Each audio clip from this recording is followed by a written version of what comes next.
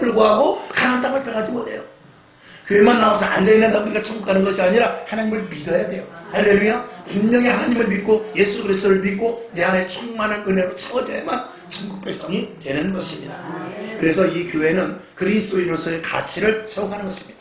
하나님의 자녀로서 가치를 세워가는 것이고, 그리고 하나님 보시기에 정말 능력이 있고 권세 있고 영적인 충만함을 가는 그런 성도들이 되기 위해서 하나님은 오늘도 우리에게 신령하는 것으로 채워주시죠. 그것을 영적인 존재라고 말하는 것입니다. 우리는 육적인 존재였어요. 그래서 먹고 마시고 입고에 초점을 뒀던 그 육의 사람에서 이제는 먹고 마시고는 두 번째 문제예요. 먼저 그의 나라와 그의 의를 구하고 하나님의 뜻이 무엇인지를 알고, 그리고 위로부터 공급하여 주시는 하나님의 음성을 들으면서 살도록 우리를 바꿔 놓으시려고 우리를 부르신 것입니다. 제가 5분 설교도 그렇고 쇼츠에서도 그냥 유튜브에 계속 올렸습니다만, 하나님의 음성은 우리들에게 얼마만큼 파워가 있는가. 우리가 사람의 말, 사람의 권세, 사람의 능력, 때로는 남편과 아내가 교회 갑시다라고 썰을 졸라.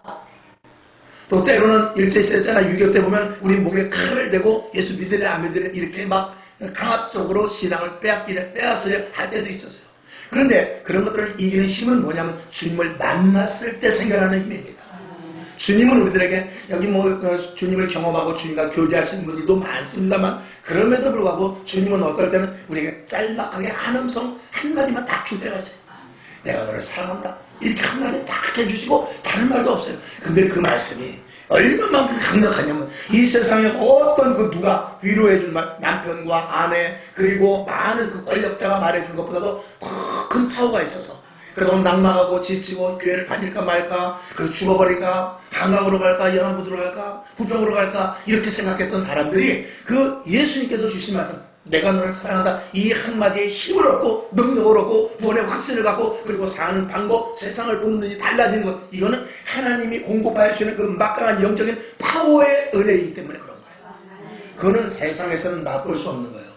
그러면 오늘도 좋아요. 오늘도 이 자리에 나와 예배드리는 사람들, 하나님 앞에 나와 하나님의 자녀라고 해서 헌신하죠, 봉사하죠, 전도하죠, 생명을 걸고 지금 타 문화권에서 오지에서, 그리고 언어와 풍습이 다른 저런 아프리카 밀리 같은 데서 어떻게 복음을 전합니까? 내가 너를 사랑한다. 그 한마디의 막강한 파워를 가지고 나가는 거야.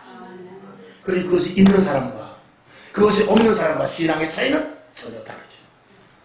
그것이 있는 사람은 예수 믿지 말라고 등떠밀어도 예수를 안 믿을 수가 없어요.